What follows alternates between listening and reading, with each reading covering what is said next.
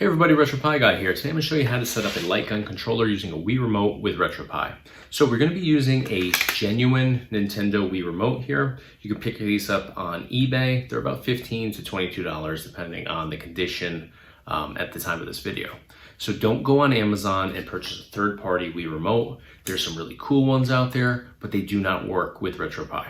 The sensors on them are really poorly made. They just aren't reliable. If you even get them to pair up at all. I purchased about literally 15 of these on Amazon to try and find a Wii Remote that was brand new that worked. None of them worked. So save yourself time and money. Go on eBay, just pick up a used one. A genuine used one is going to be much less expensive and it's going to be way more reliable. So this one you can see has some discoloration on the buttons, some chew marks on the bottom there. This was $15. It makes no difference though, because we're going to be putting it into this Lightgun controller casing here. Real simple, slides in just like that, clicks in place, put the little tab up on the front to lock it in. Just like that, you have your Lightgun controller. Now this does look very realistic, especially if you can't see the white part on here. That being said, make sure you don't take it outside. Don't point it at anybody. Make sure you just point it at your TV and enjoy your Lightgun games. So a couple things I want to talk about before we get into this. This is a very simple process. It takes about 5 minutes to do. There are some other videos out on YouTube that walk you through the process. However, they are very outdated. If you're watching a video that's not current, the exact process is going to be very different. So with RetroPie, you're constantly getting different updates. Make some little changes along the way for different configurations. So some of the processes that you'll see in other videos don't work with today's update. So that creates a very frustrating experience. If you're following a video and you're seeing that somebody in the video is doing this a certain way and it's working perfectly, you're doing it the exact same way and it's not doing the same things. That's because there's different updates along the way with RetroPie. So take that into consideration. I went through these videos early on when I first got into RetroPie, and I had no success until I went in there and started kind of playing around entirely on my own. And I found out exactly how to get this working. And it's been working for quite a while now. So that being said, also take into consideration some versions of RetroPie do make this a little bit more difficult. There are some versions along the way I've come across that do make this challenging and have some little errors and glitches in there that can make this very difficult or unusable at times. So if you go through this process and you're experiencing some issues, feel free to reach out to us directly. We'll be happy to help you, but know that it could be the version of RetroPie that you're on. You may need to update. I'm going to be using today the 4.7.1, which is actually an updated version from several months back. It's not the up-to-date version that's currently out at the moment. I do find that that is a very stable and really well done update. So I'm going to be using that for today's video. Some versions after that work really well. Some versions don't work well. It's all going to depend on what you have on there and where we are at currently with updates. So just something to keep in mind during this process. Next thing I want to go over is you're also going to need to get a Mayflash Dolphin Bar. Plugs into the USB port, looks like this. It goes either on top or underneath your TV or monitor. It picks up all your range of motion and your controls. This syncs up with your Wii Remote. You can see on here, it has 4 modes over here, has a sync button here. So we'll hit this and the sync button on our Wii Remote to pair them up together. You are also going to need a USB keyboard like this one here. We have these available on our website for $15, retropieguy.com. You can use regular USB keyboard. I find that these work a little bit better just because for this specific process, when you get into the settings, you're going to have to be a little ways back from your television or monitor, which also puts you, a little bit of distance away from your Raspberry Pi. So it's easier to be able to make adjustments or hit tab and go into your settings, test things out, go back to your settings from something like this versus standing back from your television, going through some of the settings and changes, then having to go back over to your Raspberry Pi, use your keyboard, back up again. It's just way more convenient to use something like this. And for $15, I mean, it's a no-brainer. It's definitely worth it, and you can use it for a million different things. All right, so we're gonna get started with this. It's about a 5-minute process or so from when you first start to when you're already into your games, enjoying some of the classics. So let's get started. All right, so the first thing you need to do is you need to grab your Mayflash Dolphin Bar. You're going to take your little holder here, line it up with these holes underneath your Dolphin Bar. The prongs just sit right in there. Firmly push them together. You see they lock in place. Now there is a spot at the bottom here. You could put your double-sided sticky tape. It comes with that new in the package, so you don't have to buy that separately. Next thing you're going to do is if you turn this over, you can see that there is an option on the back here which says top and bottom. This is going to be where you select whether you're mounting this on top of your TV or monitor or on the bottom. So for today I'm using a computer monitor. This is in line with my body. It's not in line like if it was mounted up on the wall higher, like in a living room or something like that. It's more so going to be lined up with your face more so than your body. So in situations where your TV is higher than your body is, you want to mount this underneath it like that. So here this is lined up pretty much straightforward with me. So I'm going to go and put this as a top mount. You can see at the bottom here, I also don't have enough space underneath, even if I wanted it below. But in this exact configuration here, I want it to be on top. So just make sure that you're selected to whichever option you're going with. Here it's selected the top, and that's what I'm going to be using.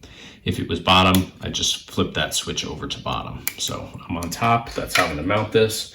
It just sits firmly on top of your TV or monitor, just like that. That tape works really well. Just going to pull the wire around the side there. And now I'm going to take my Raspberry Pi here, and I'm going to put this into one of the blue USB ports. Now these are the USB 3 ports. They're much faster, much more reliable for something like this. So go with those. Now the other thing that I have in here is my USB receiver for my keyboard. I'm going to put that into the first one. You don't have to do this exact configuration here. Just make sure that your Dolphin Bar is going into one of the blue ones. Where you put your keyboard makes really no difference at all. All right, so the next thing that we need to do is we need to power on our Raspberry Pi, which will also power on our Mayflash Dolphin Bar. So we need to go in here and sync this up with our Wii Remote. So if we go into the back of our Wii Remote, we're going to see that there's a red button right here, which is our sync button. So we're going to hit sync on our Mayflash Dolphin Bar, which is over here on the left-hand side, and sync here at the same time. You'll notice that these both start flashing.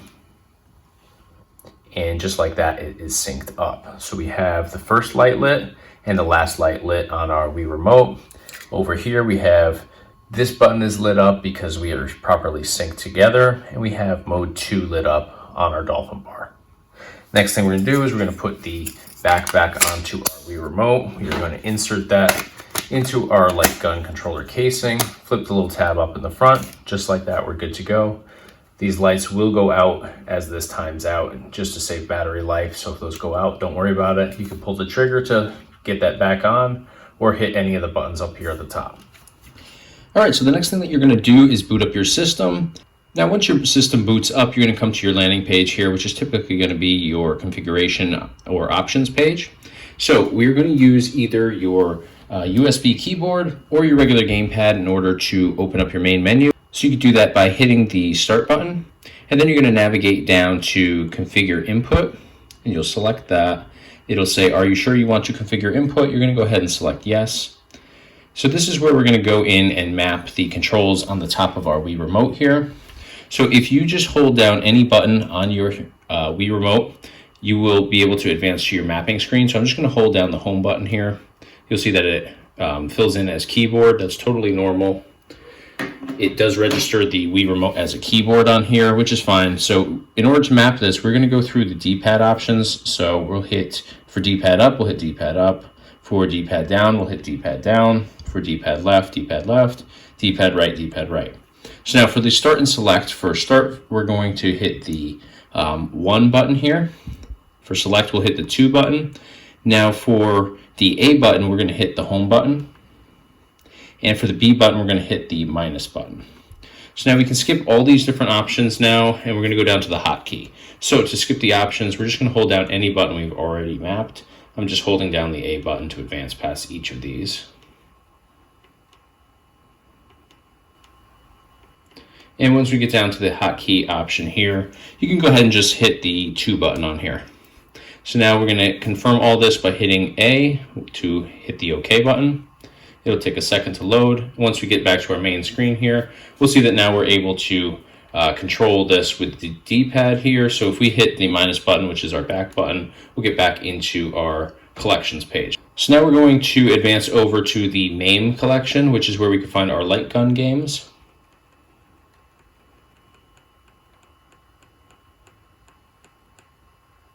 And to select this, we'll use the A button, which is our home button. You can see that we just jumped down to Lightgun games here, and we'll select A again to jump into these. And here we have all our Lightgun games. A whole bunch of different game options on this particular card. This is our 256 gigabyte Ultimate Game Collection card with over 24,000 retro video games on it. So we're going to jump into a game here so I can further show you how to continue setting this up. Alright, so I've jumped into Area 51. That's the game I'm going to use just to set up this controller and show you exactly through the process, just because it's an easier game to get into. So first thing you need to do to pull the settings on a game is you need to go onto your keyboard, and we're going to hit the tab button here. Once we hit the tab button, it's going to pull up these options. We're going to go down to the second option, which says input this game, and we'll hit the enter button to select that. Now it's going to pull up this screen here. So now there's a couple ways you can do this. You can set this up so all of your controls for getting into the game rely on your Wii Remote, which is probably the best way to do this. Or you can actually set up some of these buttons to be a keyboard if you want to use a keyboard and your Wii Remote in order to get into this. I'm going to show you exactly how to do this with the Wii Remote itself. So you see here we have a couple options. Most of them are highlighted, the ones that you want to utilize. We don't need to utilize service mode because we can use our regular keyboard in order to get into that. And you can do that by just hitting the tab button like we just did in order to go into your settings and navigate through all of those. So the first thing we want to do here is we want to go to the Player 1 Start option. So yours is likely going to be an open space here. I've already set this up, so I'm going to clear it. In order to clear it and to set this up, you're going to hit the enter button on here. As soon as I hit enter, you see that it opens up this space here, so it takes out whatever was already configured and gives me the option to map it with a different control. So I'm going to use the start button here, or actually the plus button rather. If I hit that, it automatically fills it in there. So next option is the coin 1 button. This is going to be the button that we assign to insert coins because this is an arcade game. We do need to insert coins in order to start a game. So same thing on our keyboard, hit enter, it clears that space. So now we can go in and put another button on here to insert the coin. So I'm going to do the A button in order to insert coins. So we can go down to the next option. We're going to skip that service mode, and we are going to go down to Player 1, which is P1 button. This is going to be your button that you're using in the game. So it's going to be, for Player 1 button, it's always going to be the trigger. That's always going to be your action button. Obviously, that's going to be what you use for all of your games because you're going to be shooting. This is Lightgun. So there are some that say P1 button 2. So that's going to be games where like you might have an extra button for like grenades.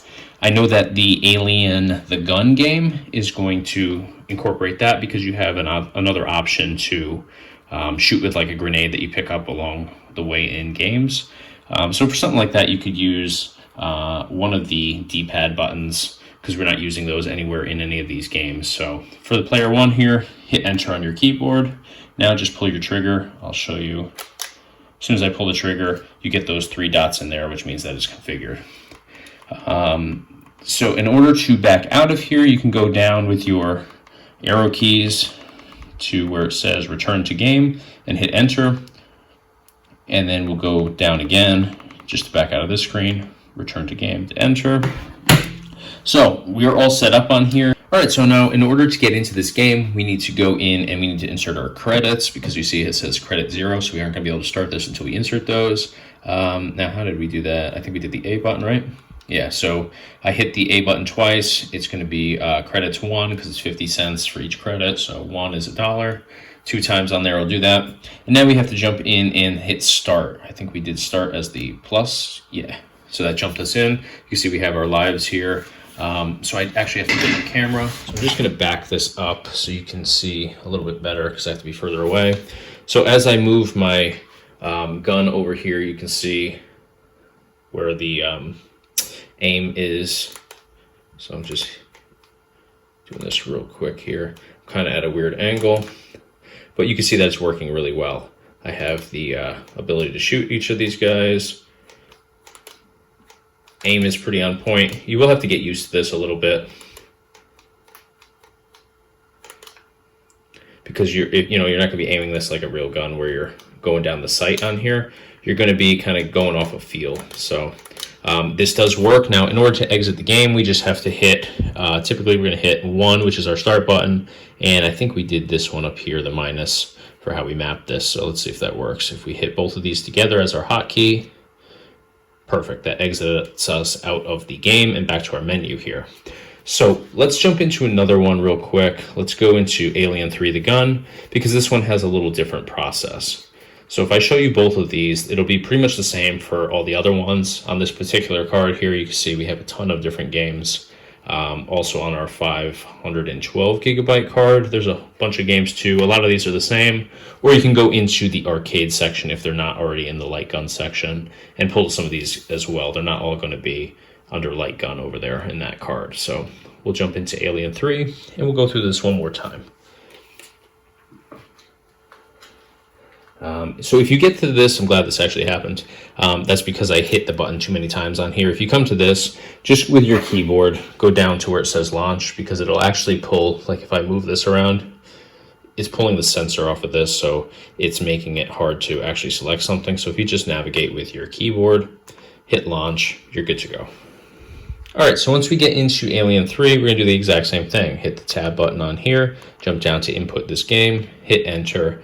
So here it's going to look a little bit different. You see that we don't have everything highlighted, so but it is going to be pretty much the same deal. So you can see here, player button 1, that's going to be your trigger. So if we select that option, take our light gun, pull the trigger, you see that it programs right in there. Now for player 1 button 2, this is going to be, like I said, you're going to have the option to assign a button for like grenades, or I think there's like flamethrower option. There's a bunch of different power up weapons that you get along the way in this particular game. So we're going to select that option again with the enter button until it's cleared open like that. And I just usually use the D-pad because we don't use those for anything else, so I'll do D-pad down. You'll see that it fills in there, so we're good to go there. We'll go down now to coin 1. That's going to be the coin option for player 1. Select that with enter. And what did we do? I think we did A before, so now they aren't going to always accept that, so it doesn't appear to be accepting that as A. So let's go with, let's do the plus button. Let's see. It looks like everything is good. So we'll go to return to menu. We'll hit enter, slide down to return to game. And now we should be good to go here.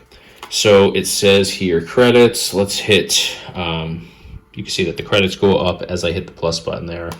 Right there are the credits. So let's go in and start this game. In order to start this, I have like the worst memory in the world. I can't even remember what I assigned as the start button. I think it was, pull trigger to start. All right, so this has a little intro here. If you pull your trigger, I think you can advance past these.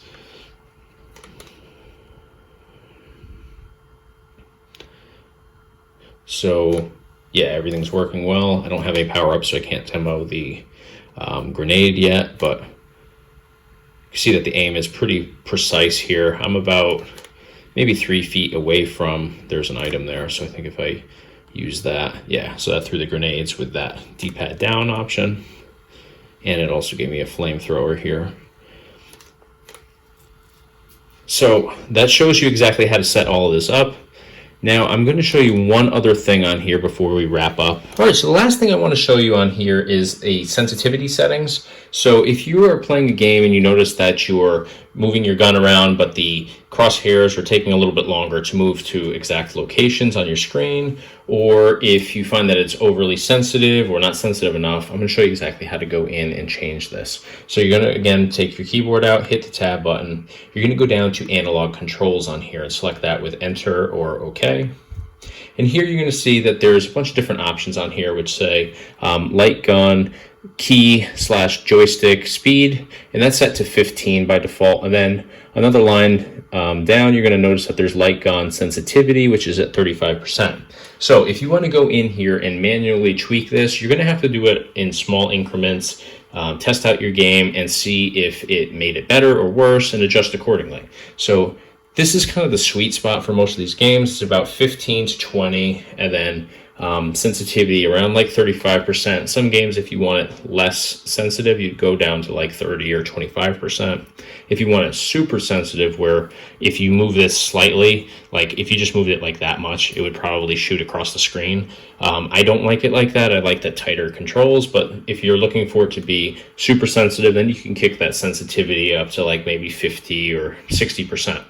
100% would be like insane. I don't think it would even be playable. But again, if you just tweak these in small increments, you'll be good to go. So you can go in here and just select it, with enter. And you can just go, with the arrow keys, go right to go up, left to go down.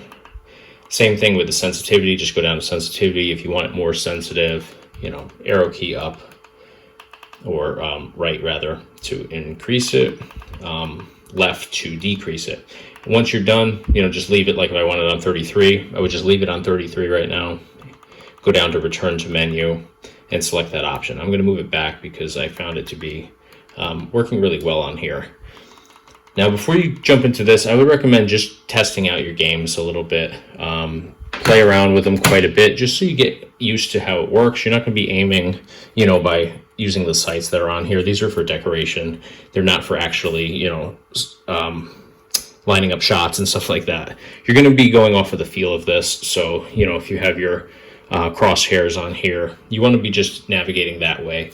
You're not going to be actually like putting this up to your eye and, trying to snipe targets and stuff like that. So I think that's where like the biggest adjustment is you just have to get used to using these and, get a really good feel for how they work. And I think you'll be good to go with the stock settings on here. But it's a great option to have some of these games like the Police Trainer one, where you're shooting like specific moving targets and stuff like that. I found that you do have to go on that one and kind of customize it a little bit. All right, so that's going to do it for today. That was a step-by-step walkthrough process of exactly how to set up a Lightgun controller using the Wii Remote. If you found this video helpful, please give us a thumbs up on the video. Be sure to subscribe to our YouTube channel. We do a whole bunch of different tutorials just like this for various controllers and different settings and features and functions throughout RetroPie in general. So a lot of great content here on our channel, so definitely subscribe. And you can, of course, check us out online on our website, www.retropieguy.com. Thanks for watching.